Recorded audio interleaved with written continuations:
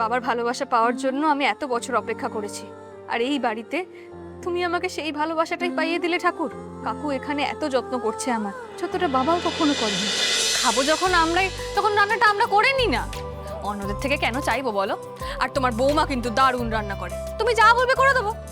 ওমা, তুমি রান্না করতে পারো? হ্যাঁ পারি তো, শুধু আমার মোবাইলটা লাগবে, আমি নিয়ে আসছি, দাঁড়াও। এই দাঁড়া দাঁড়া দাঁড়া দাঁড়া দাঁড়া।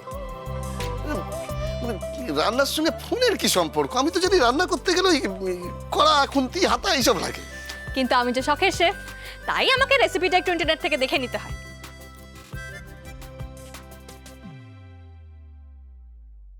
যে বাড়ির লক্ষ লক্ষ মানুষকে পাত পেরে খাওয়ানোর ক্ষমতা আছে, সেই বাড়ির মেয়ে হয়ে এই বাড়িতে বউ হয়ে এসে একবেলারও খাবার পাচ্ছে না। কেউ এতটুকু সদয় হচ্ছে না ওর উপর। হে ঠাকুর, আমি জানি না তুমি আর ওকে কত শাস্তি দেবে, আর কত তুমি নিষ্ঠুর হবে ঠাকুর। কাকু, হ্যাঁ। তুমি আমাকে একটু জিনিসগুলো গুছিয়ে দিয়ে হেল্প করো না, আমি 5 মিনিটের মধ্যে কিছু একটা রান্না করে দিচ্ছি। ঠিক আছে, আর তোমাদের চালের কন্টেনারটা কোথায় গো? আমি দিচ্ছি, দাঁড়াও। এই যে। চাল তো শেষ হয়ে গেছে। না না না, শেষ কথাটা বলতে নেই, বলতে হয় বাড়ন্ত। এটা আমাদের মা ঠাকুমাদের শেখানো সংস্কার। গৃহস্থ বাড়িতে চাল শেষ বললে না গৃহস্থ বাড়ির অকল্যাণ হয়। আচ্ছা আচ্ছা ঠিক আছে, কিন্তু এটা যেহেতু বারণ, তো ভাত তো বানানো যাবে না, তাহলে তুমি কি খাবে? ও আমার কথা ভাবতে হবে না, রাতে আমি জলমুড়ি খেয়ে নেবো। তুমি কি খাবে বলো তো শাওনুয়া? আমিও জল মুড়ি খেয়ে নেবো, কোনো ব্যাপার না। বা রুটিও খেতে পারি। রুটি? রুটি বানাতে পারো? না, আমি কখনো বানাইনি, কিন্তু বানিয়ে নেবো আজকে ফার্স্ট টাইম। ইন্টারনেট দেখে দেখে সব বানিয়ে নেবো।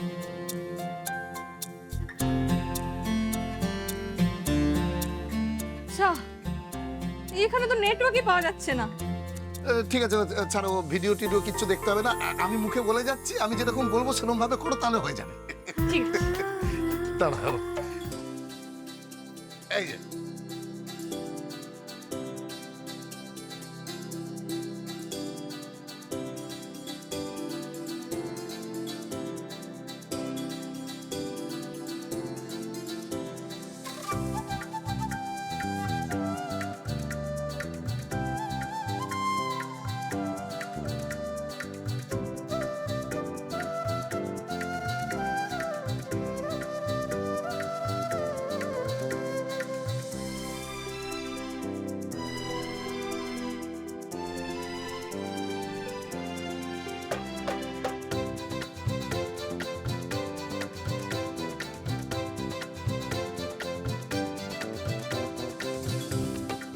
কাকু, আটা তো মেখে ফেললাম, কিন্তু বেলতেই তো পাচ্ছি না।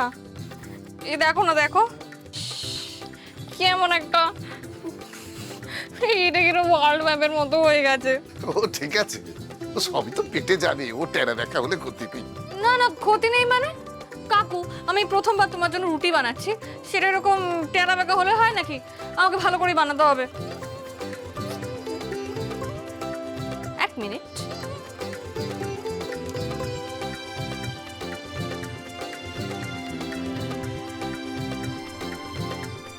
আইডিয়া।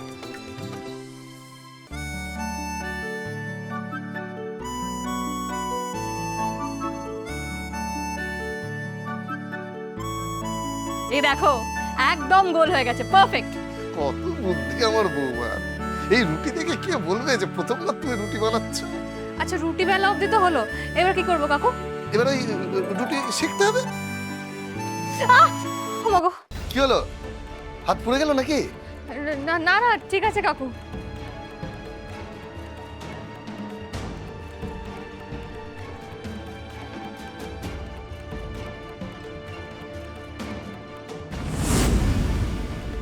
ওই তো হাতটা লাল হয়ে গেছে। শোন না, তুমি সরো, আমি শিখে দিচ্ছি, সর। না না, আমি ঠিক পারবো কাকু, তুমি চিন্তা করো না।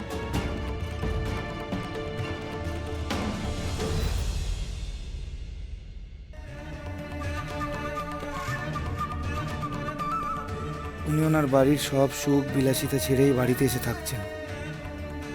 নিজের হাতে রুটি করতে পেরেছেন বলে এত আনন্দ পাচ্ছেন, কিন্তু এসব করছেনই বা কেন? সেদিন বললেন স্যারের লাইফ থ্রেট আছে, সেই জন্য মন্দারবাবুর সঙ্গে বিয়ে ভেঙে দিয়েছেন। কিন্তু ব্যাপারটা কি একবারও খুলে বললেন না। আমাদের সত্যি বিয়ে হয়নি, তাও এই বাড়ির বউয়ের মতো আচরণ করে যাচ্ছেন। এর পেছনে আসল কারণটা কি?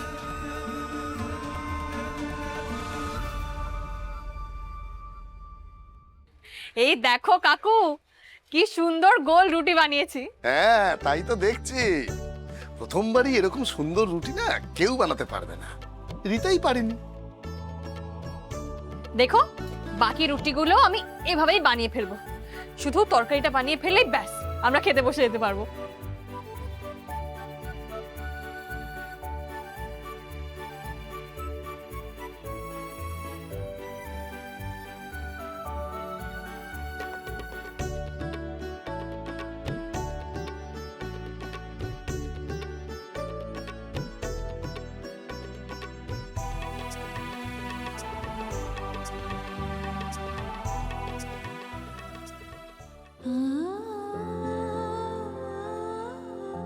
বাবার ভালোবাসা পাওয়ার জন্য আমি এত বছর অপেক্ষা করেছি, আর এই বাড়িতে তুমি আমাকে সেই ভালোবাসাটাই পাইয়ে দিলে ঠাকুর।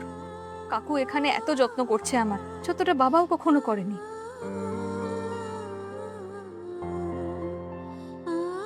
কিন্তু একদিন সবার মুখে হাসি ফুটিয়ে আমাকে এই ভালোবাসাটা ছেড়েও চলে যেতে হবে।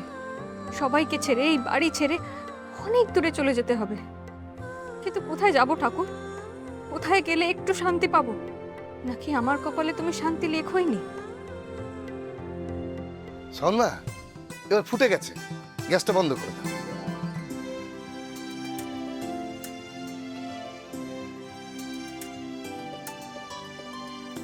তোমার নিশ্চয়ই খুব খিদে পেয়েছে কাকু। তুমি একটু দাঁড়াও, আমি তোমাকে এক্ষুনি খাবার বেরিয়ে দিচ্ছি। তুমি বসো। ঠিক আছে।